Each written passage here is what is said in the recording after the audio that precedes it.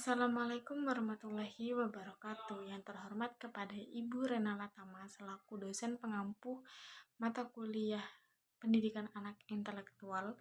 Perkenalkan, saya Akidah Lantika Pasya dari kelas A1 dengan NIM 211F10027. Di sini saya akan mereview film Teresa Mepar.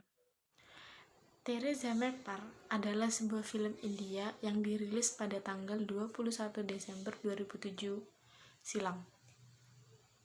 Film ini mengisahkan seorang siswa kelas 3 SD, namanya adalah Ihsan. Ihsan ini adalah anak yang unik. Dia sangat berbeda dari anak-anak seusianya. Dia memiliki kemampuan melukis yang luar biasa. Bisa dibilang Ihsan ini anak yang jenius, namun sayang hal itu tidaklah dilihat oleh orang lain termasuk keluarganya. Ihsan dianggap sebagai anak yang bodoh.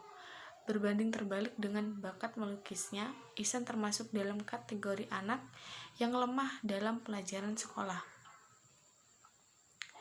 Dia juga beberapa kali tidak naik kelas. Sementara kakak Ihsan yang bernama Yohan, ia selalu menjadi juara kelas.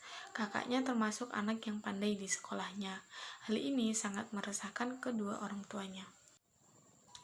Pada suatu hari, Ihsan pergi ke sekolah. Setelah pulang sekolah, ia langsung mengerjakan bidang yang ia sukai, yaitu melukis. Sampai ibunya bertanya, "Ihsan, bagaimana nilai ulanganmu? Bukankah hari ini nilai ulanganmu dibagikan?" Tanpa menjawab, Ihsan pergi dan lebih memilih untuk bermain dengan teman-temannya.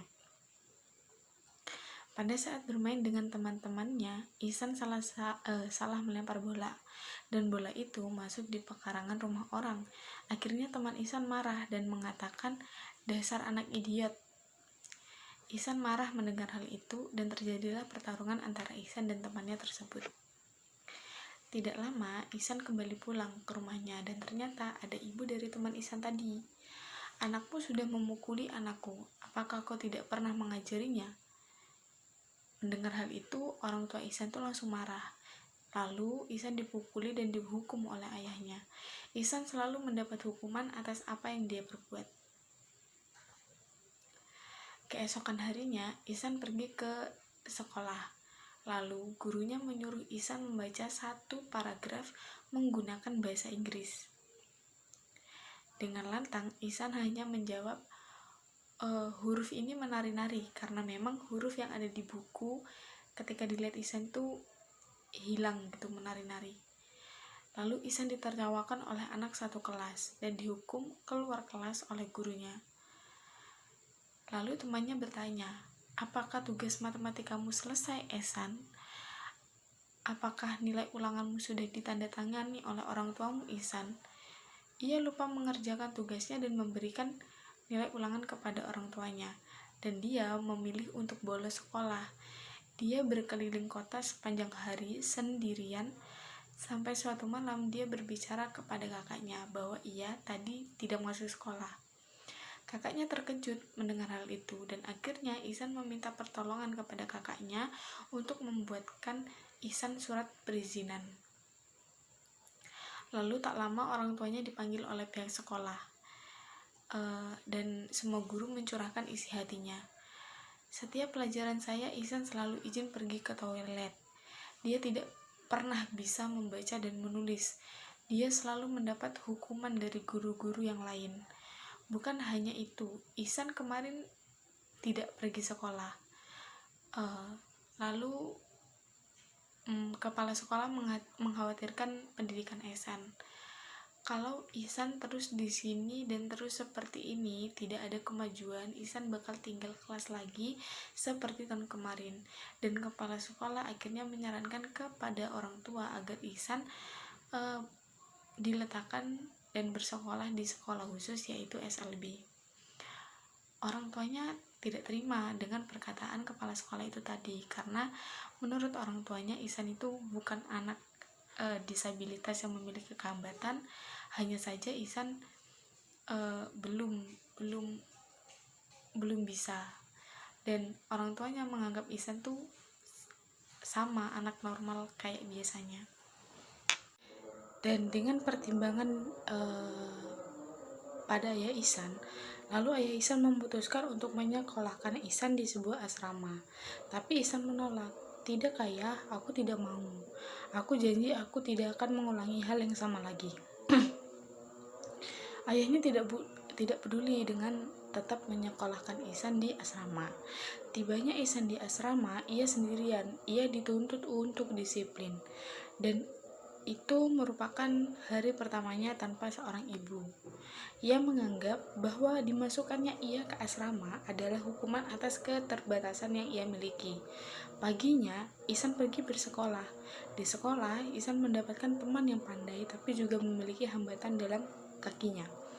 Ia berjalan menggunakan tongkat dan Ihsan selalu membantunya. Lalu gurunya berkata, "Tolong bacakan puisi," dan Ihsan yang menafsirkan isi puisi tersebut. Ihsan kesulitan dan ditertawakan satu kelas. Dan lagi-lagi Ihsan mendapatkan hal yang tidak ia sukai, yaitu dikucilkan, dihukum guru, dan pada akhir pekan orang tuanya tidak menjenguk Ihsan dan lebih memilih untuk pergi melihat pertandingan tenis kakaknya. Mulai dari hari itu, Ihsan sangat sedih dan selalu diam di sekolahnya. Beberapa lama, Ihsan mendapatkan guru seni budaya yang baru, yaitu namanya Pak Sangger. Guru ini beda dari guru lainnya. Menurut saya, metode pembelajaran yang ia gunakan cukup menarik perhatian anak-anak. Terlebih lagi yang ia ajar adalah anak SD. Metode yang ia gunakan adalah metode warna, gambar, musik yang membuat muridnya nyaman dan senang saat pembelajaran berlangsung. Namun tidak dengan Ihsan. Ia tetap merasa ketakutan akan hukuman kekurangan yang dimiliki dan dia hanya diam saja. Dan dia juga takut bahwa dan mengira Pak Sangger ini sama dengan guru lainnya memakai kekerasan. Pada akhirnya Pak Sangger mencari tahu tentang Ihsan dan ia mengetahui bahwa Ihsan mengalami disleksia, namun tidak ada yang mengetahuinya. Apa sih disleksia itu? Yuk simak videonya. Disleksia adalah hambatan yang dimiliki seorang anak, dan anak ini susah membaca dan menulis. Anak akan terbalik-balik membedakan angka dan juga huruf. D ditulis B, P ditulis Q, dan begitu pun sebaliknya. Semua angka huruf terbalik-balik, dan anak akan susah membaca dan menulis. Mengetahui hal itu, Pak Sangger sedikit peduli dengan Ihsan. Lalu Pak Sangger melakukan home visit ke rumah orang tua Ihsan. Dia ingin tahu kenapa orang tuanya mengirim Ihsan untuk bersekolah di asrama. Pada saat Pak Sangger melakukan home visit di rumah Ihsan, Pak Sangger menanyakan kepada orang tuanya, kenapa Ihsan dimasukkan di asrama. Lalu ayahnya menjawab bahwa Ihsan itu anaknya susah diatur dan selalu membuat masalah ketika di rumah maupun sekolah.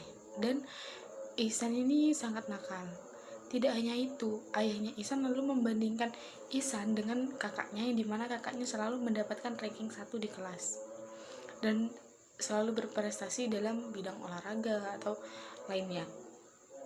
Lalu Pak Sangger mengatakan bahwa ayahnya hanya bisa mengomentari, hanya bisa marah, hanya bisa menuntut seseorang anak menjadi apa yang ia inginkan.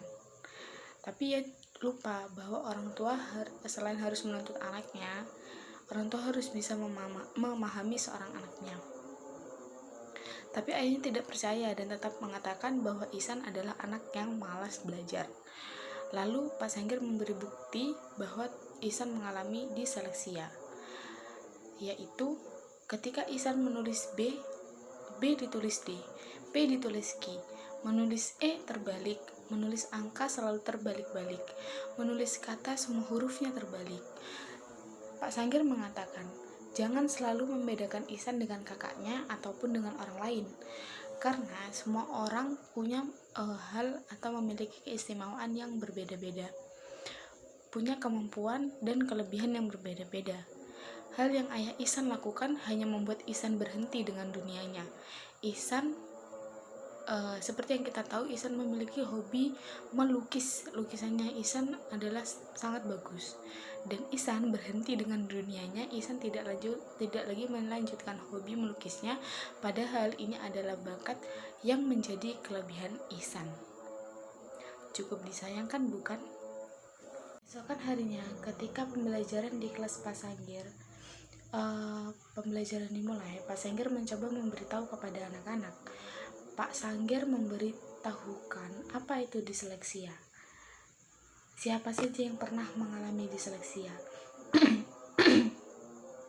Mereka mengalami disleksia, namun pada suatu saat mereka dapat membuktikan hebatnya kepada dunia, seperti Thomas Alva Edison dan lain-lain.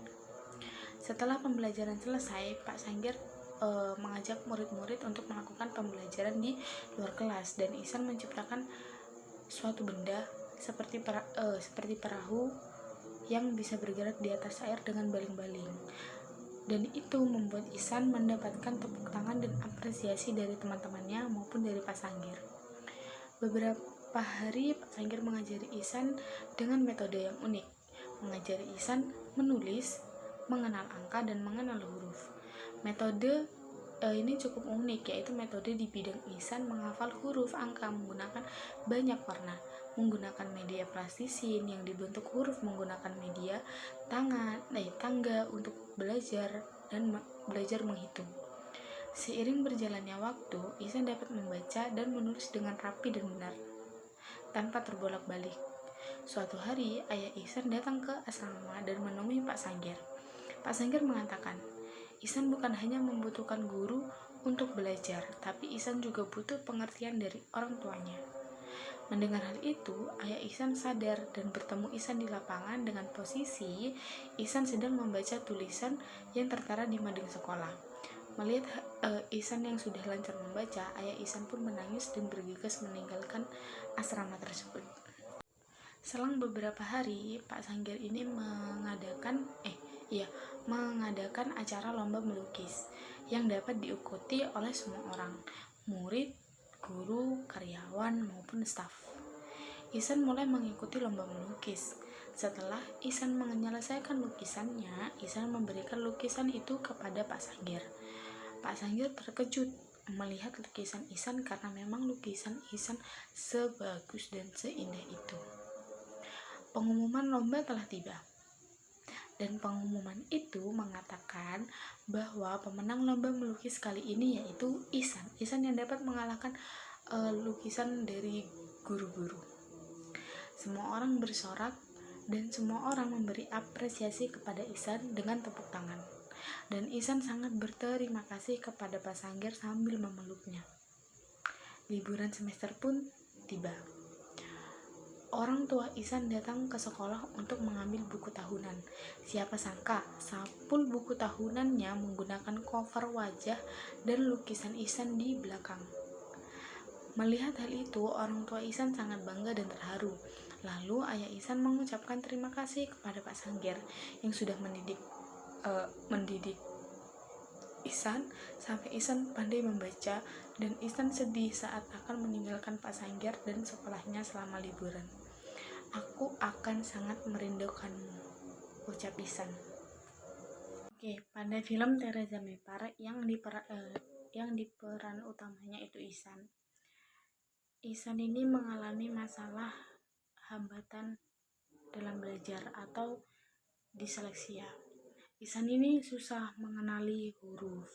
Kayak mengenali huruf ini masih terbolak-balik antara B dengan D, P dengan Q, atau saat dia menulis selalu dia terbalik-balik hurufnya. Nah, selain itu dia juga mengalami permasalahan mental, karena mental dia tuh terganggu karena dia sering dapat hukuman, dapat marahan, dapat cacian, selalu diajak teman-temannya, selalu dibandingkan oleh orang tuanya. Dan Ihsan ini anaknya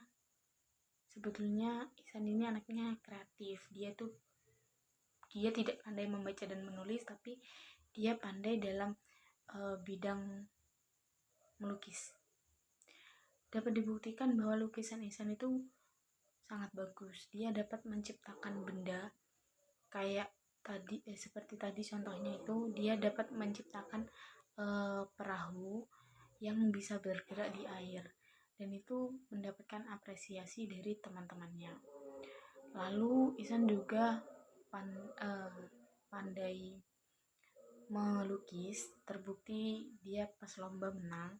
Nah, terus Ihsan ini gimana caranya kita mengatasi Ihsan yang sulit mengenal huruf, angka, dan membaca. Nah, Ihsan ini kan anaknya suka warna, suka gambar.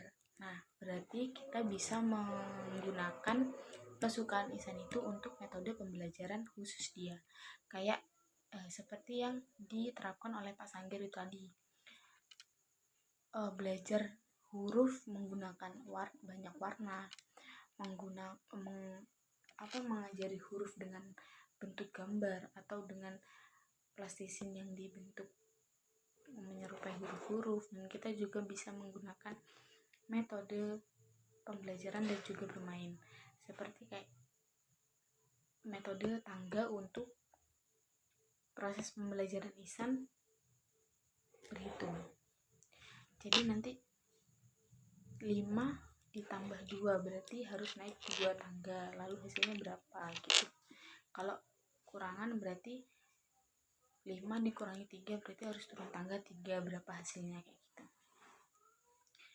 Nah, itu solusi untuk kita dengan masalah Ihsan yang dialami Ihsan saat ini. Dah, kesimpulan yang dapat disimpulkan dari video ini yaitu kita sebagai orang tua tidak boleh membedakan anak kita maupun dengan kakaknya, adiknya, ataupun orang lain. Itu hanya membuat dia berpikir kayak aku tidak berguna, aku tidak memiliki kelebihan. Nah, orang tua juga harus sadar bahwa setiap anak memiliki keistimewaan dan kelebihan masing-masing, tidak bisa dipaksakan dan tidak bisa disamakan. Maka dari itu kita sebagai orang tua harus mendukung anak kita entah dalam bidang melukis, olahraga, kognitif gitu. Karena kembali lagi setiap anak memiliki kelebihan masing-masing. Dan tugas kita sebagai orang tua memahami anak kita dan memberi anak kita itu media. Sekian review film Teresa Mepar dari saya. Kurang lebihnya mohon maaf. Wassalamualaikum warahmatullahi wabarakatuh.